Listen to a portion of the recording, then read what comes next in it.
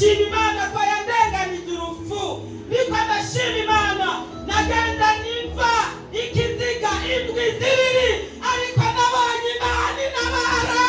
Yesu nashima, ariko yari yateguye, ariko turashima Imana ko yatukoreye ibikomeye. Hanyuma Yesu n'abahezagire cyane bumvise amashimwe yacu.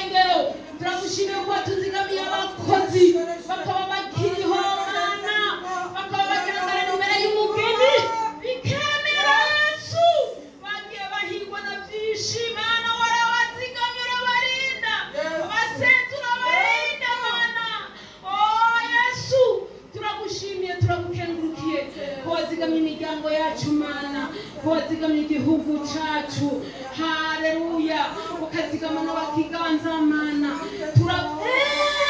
Turagushima Yesu.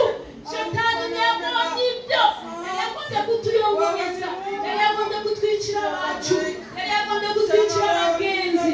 Turagushimiye ko tukiriho, imigambi y'umwasi ikaburizwamo. Turatanze amashimwe Imana, niwakire amashimwe, turakuzamuriye icyubahiro. Turagukubitiye amasari Yesu, turagukubitiye amasari, mbere y'amasari Imana. Baratubona mu isi abanyacyubahiro, iyo bashikiriwe nabo baganza barabakubitira amasari.